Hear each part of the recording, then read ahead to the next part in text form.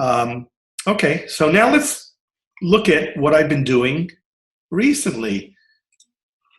Mexico, man. All right. Well, it's time for Jon Fisher to shoot in color. And I was inspired by the colors in Mexico and the artists and the art and, the rhythms and all that stuff. My father started going to a place called San Miguel De Allende. It is the most discovered place I've ever seen. And the reason why it's undiscovered is because it's a pain in the ass to get to. But they have a pretty big expat community, right? It's a big expat community of Canadians, Americans, even, Europeans are in there. And it's a colonial city. It's unbelievably beautiful. It's a walkable city. And the architecture, it's all cobblestone and all that. It is going through, a huge expansion, for a number of reasons. It's being developed, condos bursting out everywhere, but the core of it is still unbelievable and beautiful. It's a whole day to get there. From the East Coast here, you got to fly down to like Dallas or Houston. Do you fly to Mexico City and drive from there? Or? Well, you can.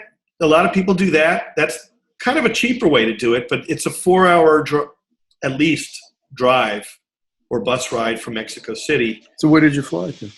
So there's two airports. You could go to Querétaro or León. And León is about an hour and a half away. That's a fairly large city in central Mexico.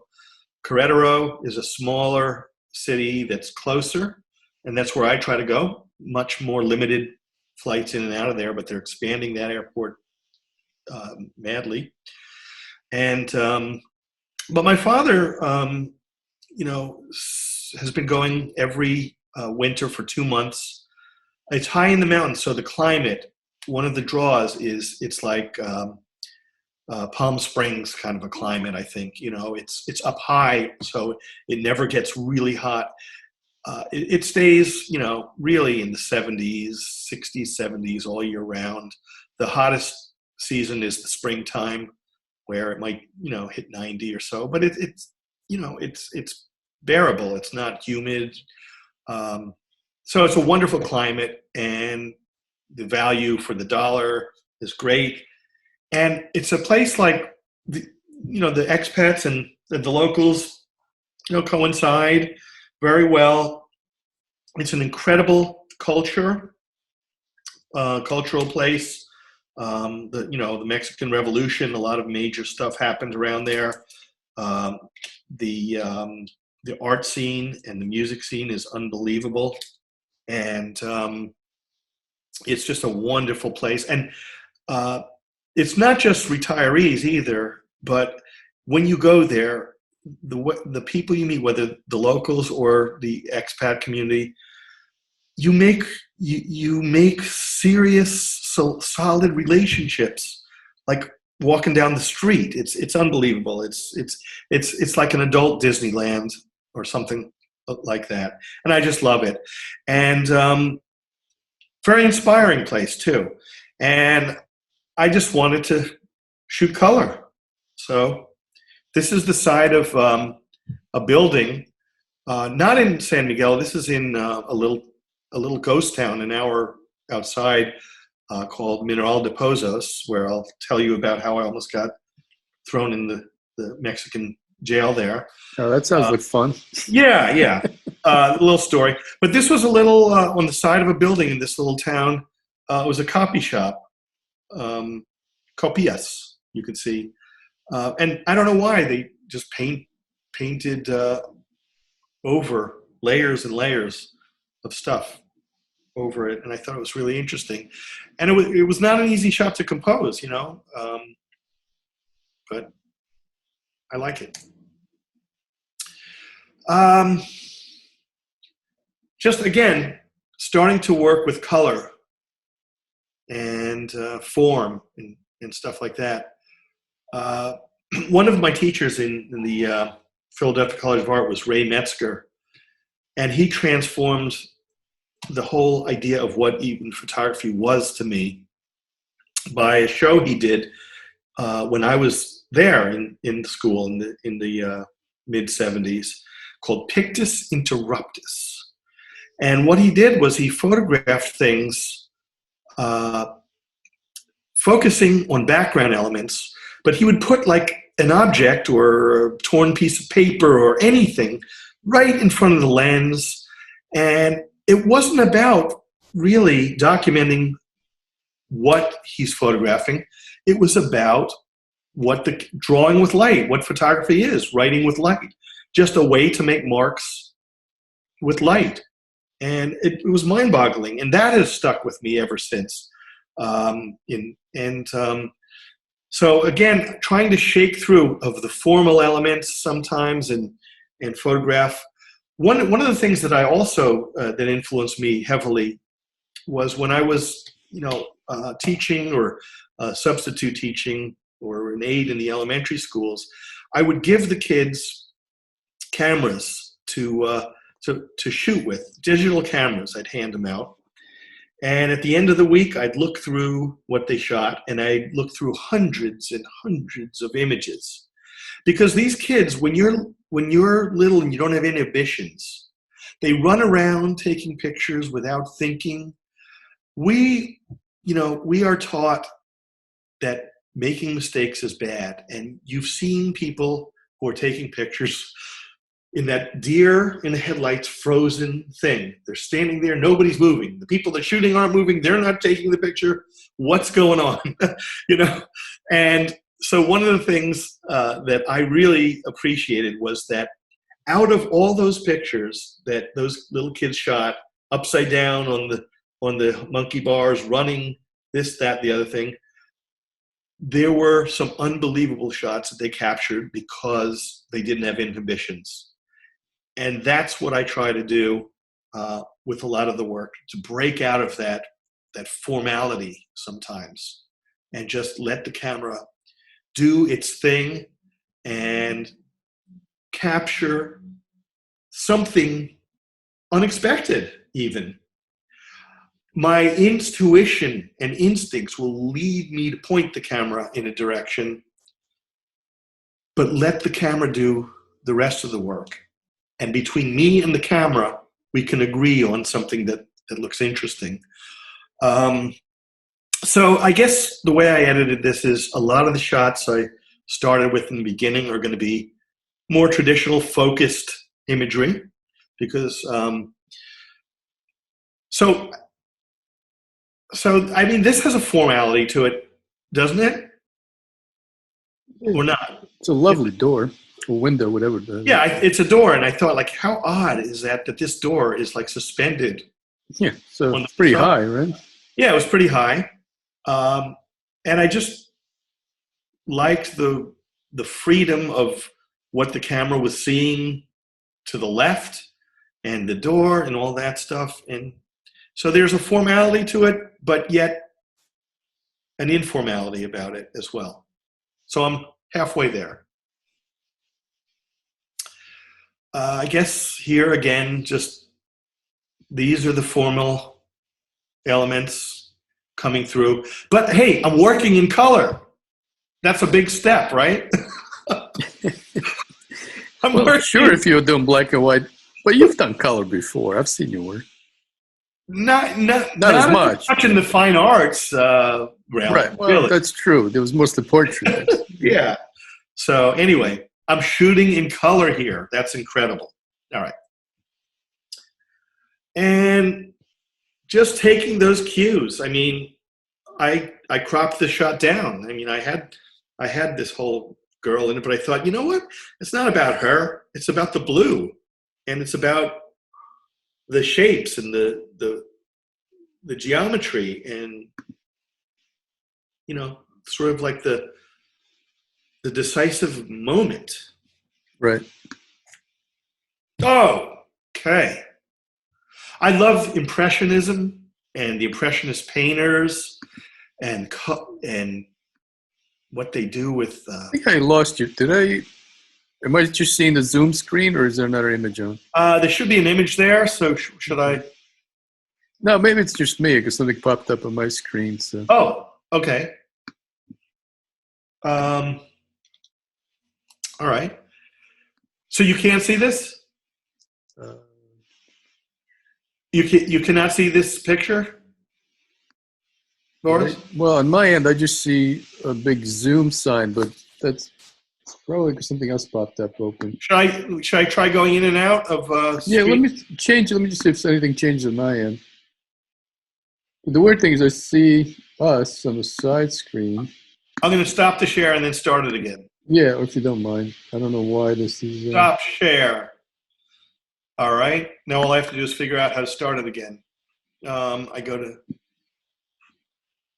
to... you there, Boris?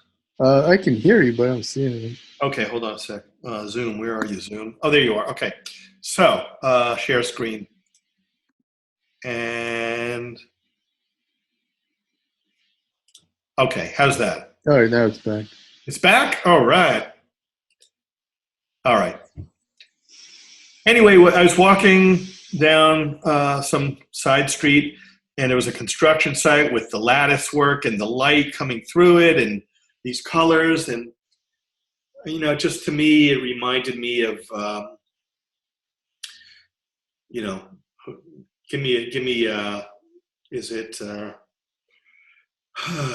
Matisse or, you know, an impressionist painter or something like that. Just the color and the light and the geometry of it. Yeah, that's a great shot. Work in progress. I'm just looking at this one, deciding what the hell to do with it.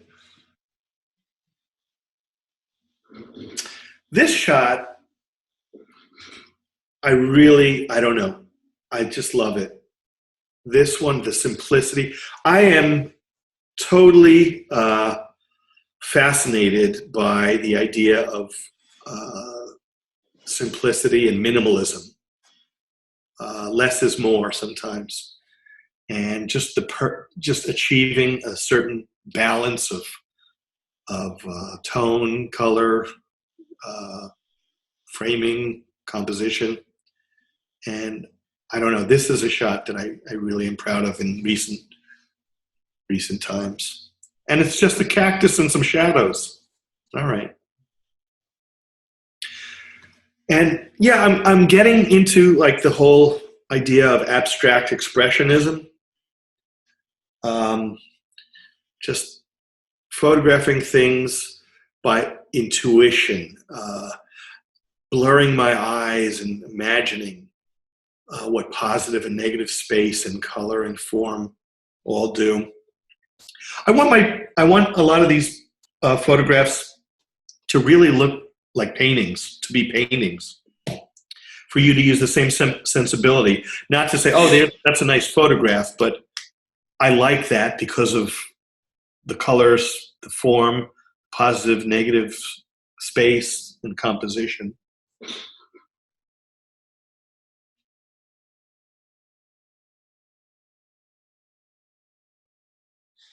So so new focus is more like expressionistic kind of photography? Yeah, it is. It is. And you try to use longer shutter speeds? Okay, so what I've been doing is I've been photographing. I decided at some point to break every rule that I teach my students as far as like acceptable shutter speeds, shooting in harsh lighting, because of what I saw with those kids that were running around with the cameras way back when, because of accidents that I've seen, or those pictures on your color film rolls in the the 70s through the late 80s that you got that looked kind of cool, but you didn't, you weren't even taking a picture, the camera just went off.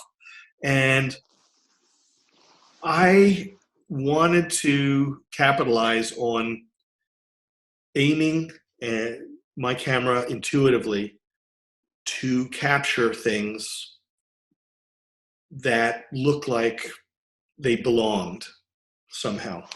And that is exciting to me. I've kind of lost interest in documentary pictures of people for the meantime. I want big, splashy, colorful things. And one of the influences in my life also has been my father has a great sense of color, and he wears these great color combinations and a great accent color on his tie here and there and stuff. And it got to me through the years somehow. And I mean, this picture is a bunch of people waiting at a bus stop at a time in the day when I would never normally shoot. And I thought, you know what? Let me shoot 50 shots and see what I can pull out of it with the camera shutter speeds at a quarter of a second and an eighth of a second and shaking the camera and all that. And you know what? Out of 50 shots, there's only one that worked for me. Well, it's sort of a lucky accident. You have to, one out of those 50 has to be lucky, right?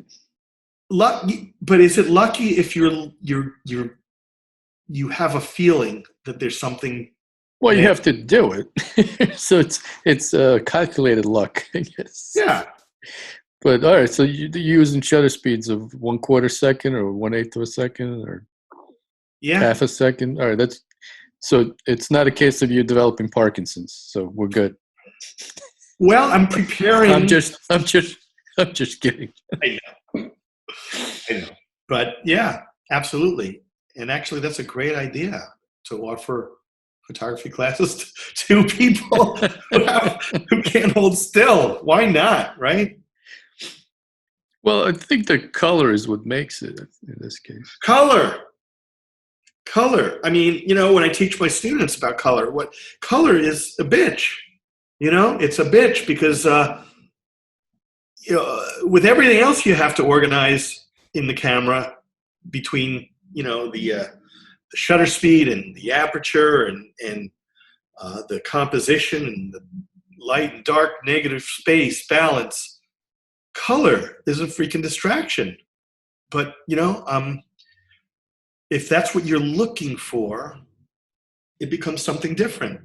But that's why black and white can be more real, because color is never real. It's never the way you see it. But in your new work, it's an impression of an image. So it's there. We don't have to clearly see it, but when it works, it's like you compared it to Impressionist paintings. It's an impression of something. Yeah. So in that case, it works. But you have to know how to make a mistake. Right? If you want to call it a mistake. So if you didn't know how to do it correctly, you wouldn't know how to screw it up on purpose. Exactly. But one of the things I just love about this whole thing is, I mean, I've got brush strokes. I've got these things going on that I love. And I could take credit for them. And I didn't know they were going to be there. So there. Well, that's, I guess, one way to use digital, because sometimes that would happen with film. But it wasn't on purpose. So you had this lucky accident, like reciprocity failure. When you can do your calculations, at some point they don't work because of your, just the chemicals and development, your ratio, how you mix them. At some point, when you push the limits of film, the math doesn't work. So you never know what you're going to end up with. Yeah. And in this case, you're kind of achieving a similar look, but with a digital. Right. And you know what? You can do all kinds of weird stuff in Photoshop, and it's not the same though. With filters and this and that and the other thing. And of course, I edit these in Photoshop and I do stuff, but I keep to the original. I don't use filters. I want the connection to reality to be there without some kind of electronic manipulation, Because it's obvious. If you're subtle with it, then it enhances what you got. But you can't create that. It just looks fake if you're just doing it. Right, right.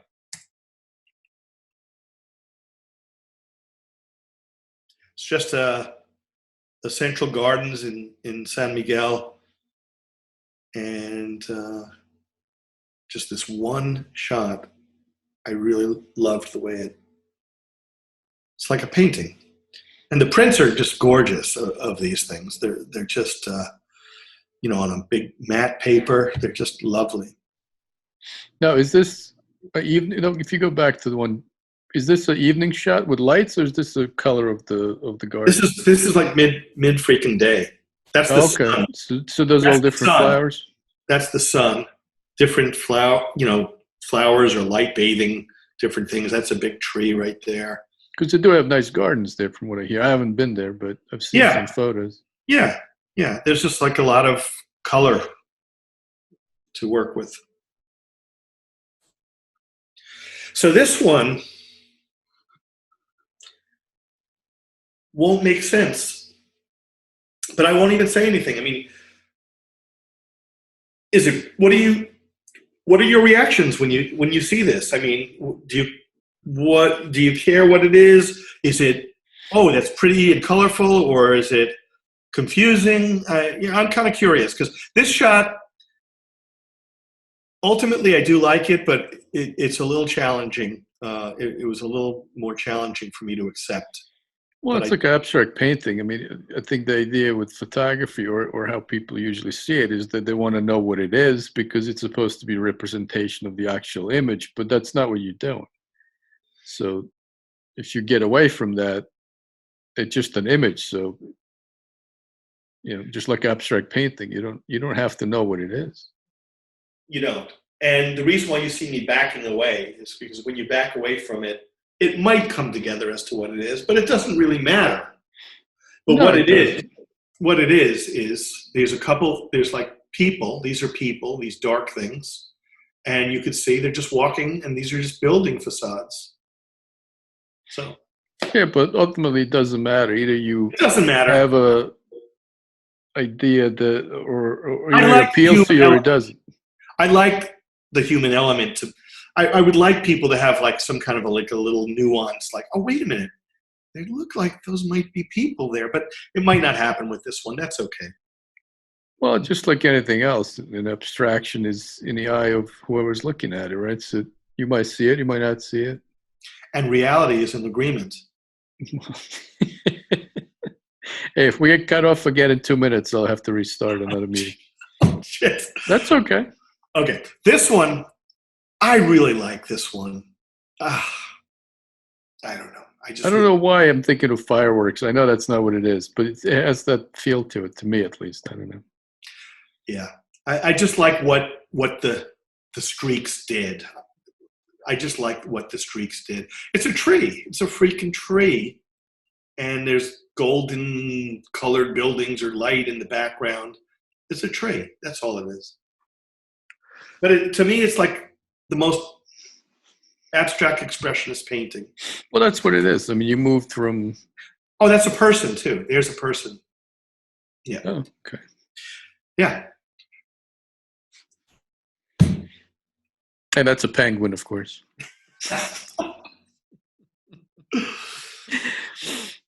Yeah, I'm amazed that you're getting such nice streaks. Yeah. It's a brush stroke almost. That was a stucco wall with light raking it. So I saw that one. I saw the opportunity there. The light was just raking the stuccos. And do you enhance them, or are the streaks just what you're getting in your image? That's what you get, but there's sharpening. Okay, so you do enhance it a little bit. Sure. Oh yeah. Well, yeah. I don't just, like I said, I do edit these, but I don't filter them or anything. So I'll sharpen them and all that. Right, but nothing beyond like your regular processing that you would normally do. Well, I do a little spiritual dance. You burned a little sage around the computer. Yeah. So this piece was shot in Guanajuato City, which is about an hour from San Miguel De Allende, and it is a capital of the Guanajuato state. It is a city in a giant crater in the middle of the desert. It's really an amazing place, very colorful, vibrant, full of people. And I, again, was just inspired by the energy and the color of the place. And this piece was really kind of cool. I dragged the shutter speed maybe quarter of a second or so. And, I just like the energy. Who is it? Where's he going? And that's all I can say. It's a moment. It's just a moment. Whoever it is, the colors they're wearing is doing you a favor. Yeah, well, the thing about, these shots is that it's all very intuitive. I look, I see, and I shoot. And obviously, the colors, I saw the color, and boom, there I went. So let's see what's next. This was one of the earlier pieces in the series when I started doing this kind of abstract expressionist, impressionist photography. And it's really just the colors painted on the facade of a building. They were drilling a channel and putting some conduit into the building. There's a door frame. And I just, in my mind, I just wanted to create these very vibrant color statements. I was just looking all around for textures, colors, patterns, energy. And again, a lot of shooting to get the right framing, to get the right effect. And this one frame had something about the textures that it captured in the stones and the vibrance of the colors and all that. I wanted photographs that looked really more like simple paintings, very quickly done abstract paintings, and that's what I got. Yeah, the rocks. Oh, go ahead. That line looks like conduit at some points. It looks like markings on the other. It's really interesting. Yeah. So it doesn't even matter really what it is. That's the beauty of it, So the lines around the rocks remind me of that Starry Night kind of feel to it. I mean, that it's the motion of it. It's kind of weird that it's circular. I think of the Flintstones when I see this one for some reason. Well, that too. So here again, we're in Guanajuato City, and you could see that there's houses and brightly colored buildings going against the inside wall of the crater that is surrounding the city. And I saw this cacophony of wires like I'd never seen before, electrical phone and electrical wires. And I just wanted to do something graphic with it, make like a Miro kind of a painting or something along those lines, or what's his name, Mondrian, something like that. And so somehow the movement of the camera and the contrast of the wires and whatnot kind of stayed independent of each other, and that's the beauty of what these shots are. That in any scene, the unexpected really takes precedence, and it brings the excitement back to me as a photographer to shoot and to see the results is a really exciting thing. And I often will see an edit and then go back weeks, if not months later, and find new things, looking at things differently, and it's really kind of a rediscovery of photography for me. But that's a mining town, right? You said it's a mining town? Guanajuato is not the mining town. No? No, it was. Well, it might have had some mining, in the area, but it's a capital city, and it was a major part in the Spanish Civil War. It's a very major part. It reminds me, well, yeah, not that I can tell exactly what this looks like, but if you ever saw Bisbee, Arizona, with all the side that all the houses in the hill kind of lined up, the same thing. Oh yeah, okay. And we move on to a tranquil park scene, perhaps in San Miguel.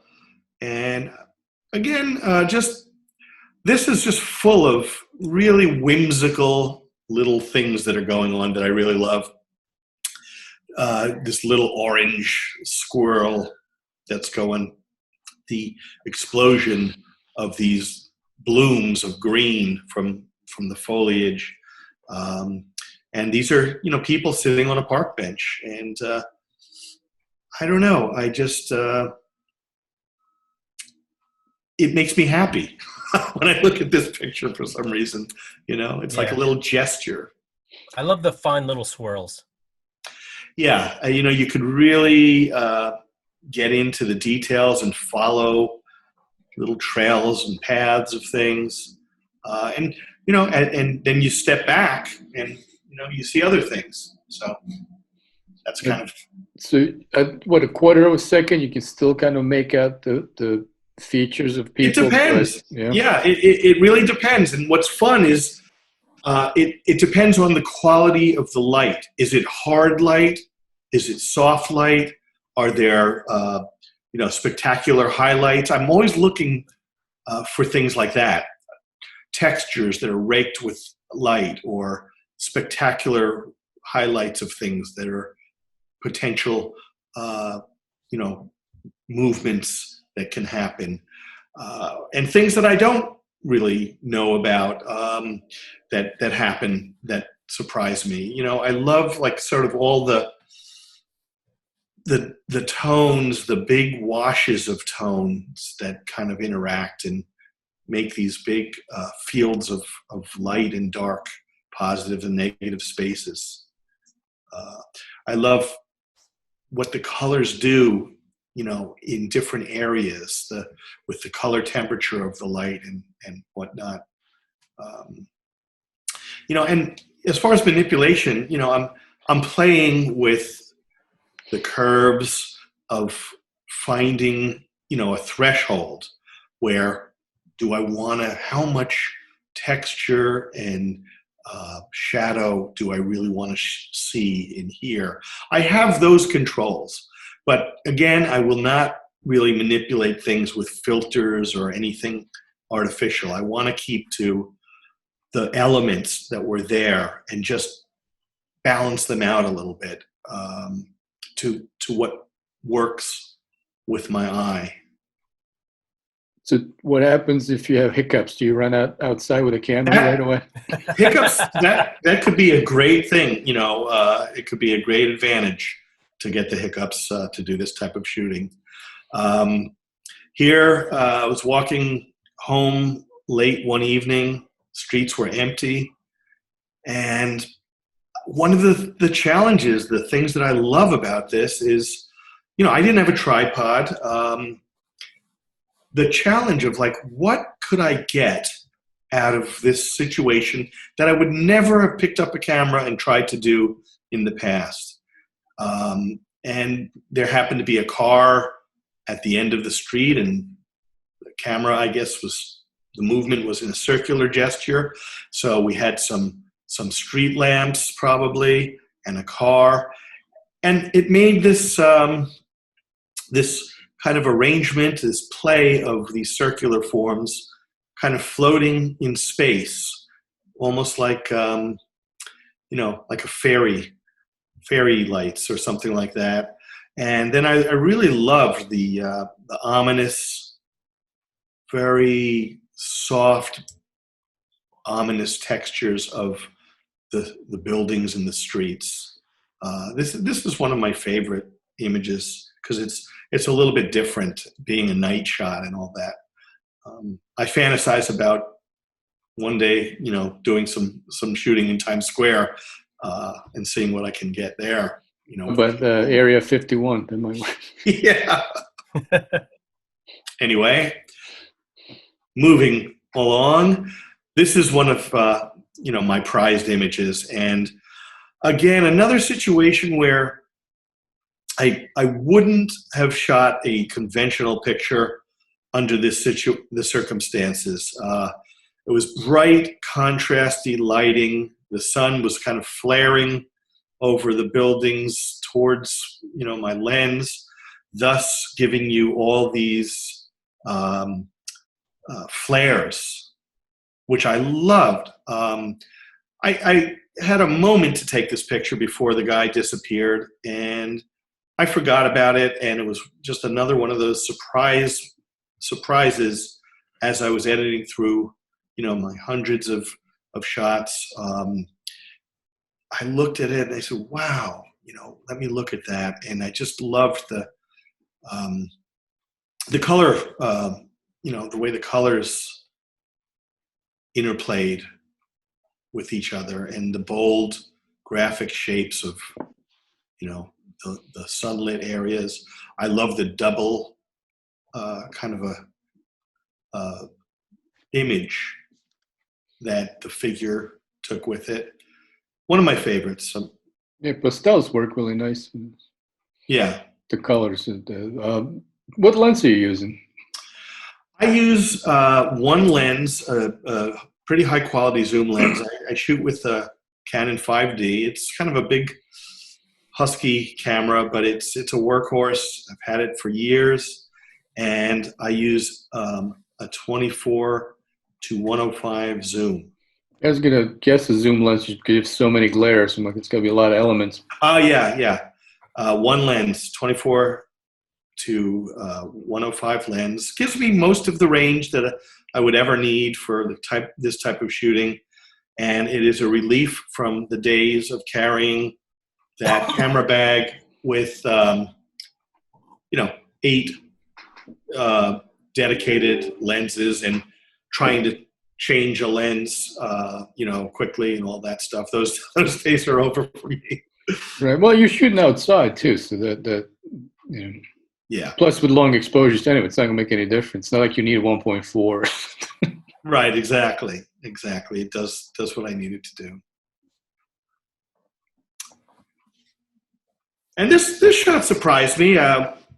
There was a lot of foliage at this place. We were listening to some music, and the light was kind of raking through it. And I just started shooting madly. And there's a certain freedom in the composition. I was literally shooting and raking and panning all over the place, not composing or framing in the viewfinder carefully, and just doing different movements and different speeds. And out of 50 shots, this one spoke to me. Something about the way, there's this diagonal, vertical diagonal kind of movement that kind of brings everything, unifies everything. And I don't know what it is. I like these little punches of the red color coming through. And I do like this cactus that anchors the shot, Yeah, it's like a rain of colors. Yeah. And I haven't made a print of this yet, but it would make just a beautiful print. I mean, honestly, what I have envisioned with a lot of these shoots that I've been doing is, in the end, I want to end up with something just punched with beautiful color and form and all that. I almost know that I want to look at, when I go out shooting, I know what type of image I want to see in a frame on the wall. just colorful, exciting, not necessarily just decorative photography, but it's not documentary photography. So it's somewhere in between, something that you can tune into on an emotional level, on a visual, level of, just beauty, and just enjoy the imagery. Well, it is. You can't escape the documentary part of it because you're documenting the moment. You're capturing something, a moment in time and light and all that. Yes, you are. But you're also looking at potential abstraction and all that. Like this tree. Yeah, that's gorgeous. It's a cactus, actually. When cactuses get really old, they actually start growing into like these cactus trees. And this one, admittedly, I punched up the color, the saturation, not the saturation, but the saturation of the color. And I, as I was playing with the image, I saw the controls that I could have with selective color in Photoshop, with different elements of the light shining on these cactuses. And I really wanted, this is even more of a departure than a lot of the other images that I've shown, because it's kind of more highly manipulated. It's less true to what was there. And that's a direction that I'm going to be pursuing a little bit, is, really pushing it and seeing what lives latently in any given image. And it just happened to work with this one by accident, by manipulating, the different controls in Photoshop. I saw some potential. And I really like this one. I don't know. My father, when I sent it to him, he was like, I'd like to see you do more of whatever. But I don't know. I think if I make a beautiful print of it. It does work. No, it's really interesting. But yeah, I like it. Bob Ross, happy accidents. Yeah. All right. And what's next? Okay. And Mr. that's you, Fisher right? Getting in trouble in Mexico. It's a self-portrait? Yeah, that's a self-portrait, sure.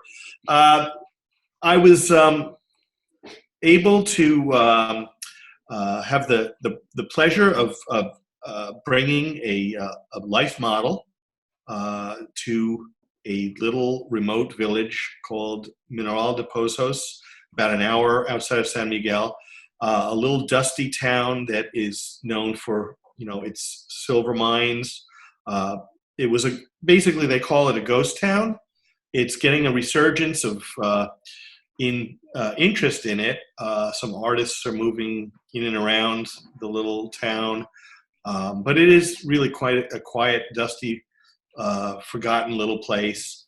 But surrounding it are these big park-like areas in the desert with beautiful landscaping.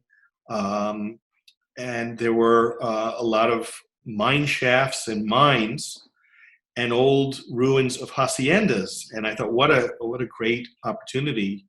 I had this wonderful actress, Gina Acosta, model, a musician, etc., kickboxer. And late in the day, the park, there weren't many people there anyway. You pay an admission fee, and we had a van with a very good, well-spoken English-speaking driver who brought us to this one area. You walk around, and you'd see like a little barbed wire fence and a big hole, and the driver dropped a stone down into this big hole, and it took like 10 seconds to hear it hit the bottom. So these are the mine shafts, and man, a little piece of barbed wire strung around it. Man, if you fell in there, that'd be the end of you. No one would find you. No one would find you. And these things were kind of like all over the place, but there were also beautiful vistas and cactus and all that stuff. So late in the day, I thought, let me do some nudes of Gina. And we had some scouts, lookouts, make sure the coast was clear. And we started shooting. It was very difficult to do the shoots because, well, walking on those sharp stones is no fun. And if you stayed still anywhere or sat down anywhere, they have these very, very aggressive army ants in Mexico. So it was a difficult shoot for her and me. I had to hang myself down the edge of this ravine to get, this kind of shot that was between me and her. And I shot, a lot of stuff. I had her doing some dance moves. I had her, acting some dramatic things, facing the camera. And, it's one of those things that happens when, there's the unexpected. And I said, take a break. And she turned around and stretched. And this is really probably one of the favorite shots I got from that situation. Although I did, I get another one from the frontal view that I kind of like, where it looks like she's kind of like, the sun goddess. Prancing a bit. Yeah, dancing around. And I enjoyed that one. Well, it just so happened that some people, family, saw us doing this from a distance. And we worked for about, another hour doing a bunch of different shots. And on our way back to the parking lot where the bus was, the driver came running over to us and says, the ticket lady is very upset and wants to talk to you. And I'm like, Jesus. All right. So, we're in trouble. And what happened was, I guess this family thought we were doing porno or something like that. And this woman was kind of adamant, and she showed us these brochures that said you can't do any photography without paying fees and blah, blah, blah, blah, blah. And the conversation just didn't stop. It was all in Spanish. I was just keeping my cool, listening to our driver and Gina kind of talk her way out of it. And it just went on way too long. And I knew I was in trouble when, being in the middle of nowhere, a police van rolled up, and two police dressed in military style outfits and, submachine guns came out and told me to stand over by that wall. Well, the first thing I did as soon as I saw that was I got rid of the card from my camera and hid it in the bus, because I just didn't, after all that and effort and all that, I didn't want to lose the shot. So thank God that I was able to do that. And they interviewed me for a while, translated, took ID, passports and all that. I had about, 8 people waiting in the bus that, I was on an art workshop that I was running, and that was a little awkward. But I decided, there's nothing I can do, keep my cool. And fortunately, the police, who sometimes, particularly in Mexico, are the ones you have to watch out for, because I've talked to a lot of, the drivers that take us to and from the airport and on little trips like this, about, the roads in Mexico. You hear about incidents of robberies and stuff. And, many of the drivers told me that, it's the police that shake people down. They have a roadblock, and before you know it, they're shaking down the people for their watches and money and stuff like that. And you got to pay your taxes. Yeah, got to pay your taxes. And fortunately, these guys were nice guys. I just regret that I didn't do a selfie with them. But I guess at that point, I didn't want to mess around with fate. They left, but the mad ticket lady was still going at it. And it ended up where she wanted double the fee, Well, of course. which But amounted you should to. have done that right from the bat. Just slip her $50 and say, "Have a nice day." Well, yeah, I would have given it to her an hour sooner. It amounted to about $70. And I ended up, we got in the bus, and I said, you know what, I'm thirsty. I've been standing out in the sun. And I gave her a few pesos, and she gave me a nice cold drink, and we were out of Dodge. But I did get some other wonderful pictures of Gina. That's a nice one. Yeah, this is actually out of order. It's from a different location, but I, was able to work with Gina. We really worked very well together. Her acting and modeling and even music and dance skills. Really, we just, were able to just do a tremendous amount of shooting in 3 or 4 different occasions. This is from that same place in the desert town. Wow. Ruins of old mining buildings and haciendas. And, I walked around for 15, 20 minutes, and I saw about half a dozen places I wanted to shoot. And I knew as soon as I saw this that, yeah, we got to put her in that hole in the wall. And it was tricky, the light that day. I was kind of pissed that all of a sudden the sun, it was like a very soft, voluptuous light. And as I, got her in position, it was, not an easy position for her to maintain. The sun blared out. But in the end, I kind of like it. The contrast actually works for this shot and the textures and all that. It reminds me of Kali. Kali? The Indian goddess.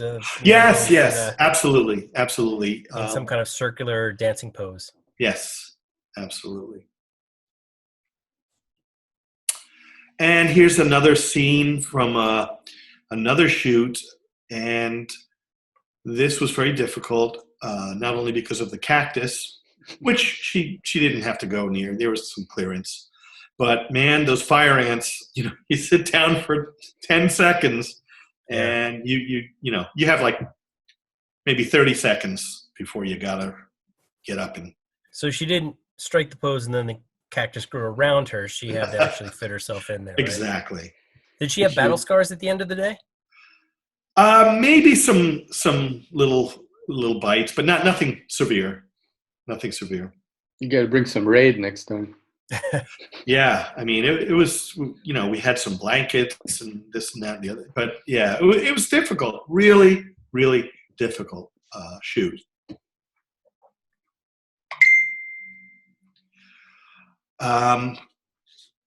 I just did as much as I could, and she had a friend who designed some of these beautiful fabrics and the light at the end of the day. And, this image kind of evokes religious Madonna-like images, I think, somehow. Yeah. Well, you got beautiful light coming over the hill there. Yeah, it was just a magical opportunity. I brought her to somebody who had a lovely home in San Miguel, and we did a lot of shooting. I saw they had a wrought iron rail fence that had making beautiful shadows on the patio.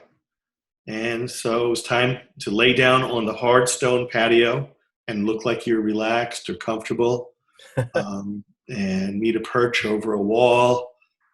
And I love this shot because I love the way her face is just in deep shadow, and the contours of the shadows and the placement of them.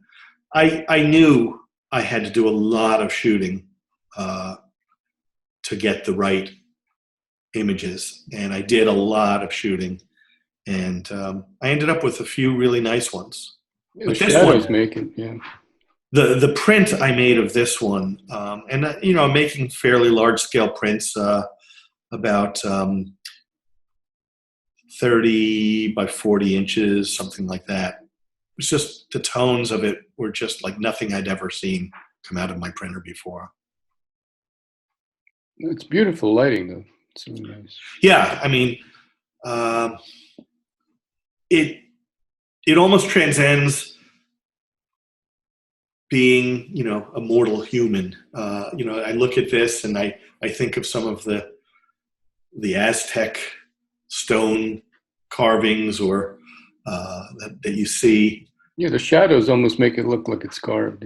Yeah, yeah. So, yeah, these are just some of my favorite images. And, you know, I couldn't help, you know, in any of these, in all of these situations, I'm into this whole new movement, motion, blur.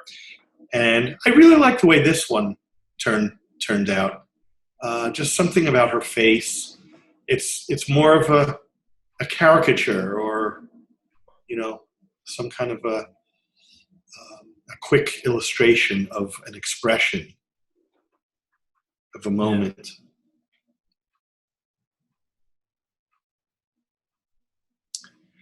And we went inside and there was some beautiful iron rail and light and walls and stairwells and all that. And we just did as much as we could in an afternoon. And I just loved, you know, she just shook her hair and it ended up, you know, I call this a bad hair day. I love where you put the camera placement's really nice. Yeah, and all that stuff I got from just things, you know, as I might have mentioned earlier, Ray Metzker was one of my teachers at the Philadelphia College of Art, and he wasn't afraid to shoot, you know, right through things, inches in front of the lens. And, you know, it's a way that, you know, especially when, you know, there's limited things to compose with, that you could really just make some incredible compositions and play with the idea of connecting your, you know, the design of your image with foreground elements and background and positive and negative spaces all kind of become one. And, you know, you just develop this whole rhythm of movement in your shooting. And it's a beautiful thing. I mean, with the model and the light and the juxtaposition, this was like one of the most fulfilling shoots, you know, that working with Gina. It almost looks like she knows what you were shooting and well, again, we connected. She understood what you know. I was, you know, she spoke pretty good English, and I said, you know, this is about, you know, the plays that you're in, the drama or rhythm, and then I was really privileged that she showed me what she could do with her kickboxing. Oh, and nice. So she got. She just started doing these jumps. This is her last known photograph. Yeah, this is it. Basically, I said, Gina, you know, look at this light, look at the stairs and the stairwell. What can we do? I want you to do what you want. And that's a lesson. I've worked with musicians and portraits and things like that. And you can't just limit yourself and get caught up in what you think are going to be the best, you know, ideas or results. Anytime I've turned it over to the subject and said, give me something, you know, from you, I've been rewarded. And this was one of them. She just did these jumps. I couldn't even believe it. And we just finished off the shoot. You know, how many of those could she have done? You know, we both were exhausted by the end of the shoot, and that was that. So there we go. There you have it. And that pretty much wraps up, you know, what I've been working on as of recently. And, you know, the question is, where do I go from here? Deeper, further, you know? Just keep going. I mean, Keep going, it's a nice, I mean, they're so different, but at the same time, you can tell that they're yours. Yeah, you know, there's two distinct bodies of work that I was working on, you know, kind of simultaneously. And, you know, the nudes and the desert and the landscapes and stuff, you know, show, you know, the old me, more of the old me, the formal elements and, you know, in my design and all that stuff. And that even carries through in the color work, but, you know, at least, you know, they're different directions. And, but, you know, they're both me. And so that's cool. Yeah. Nice. Well, thank you very much, Jon, for sharing all the new and the old stuff. And there's Buster. Buster tells us that, you know, Time is up. this interview's over. But thank you guys. Thanks, Boris and Alex, for having me. And, you know, it's been a pleasure. Thank you so much for the opportunity. Yeah, thanks very much. Thanks for doing it. So All right. I'll talk to you soon, Jon. Okay. Take care.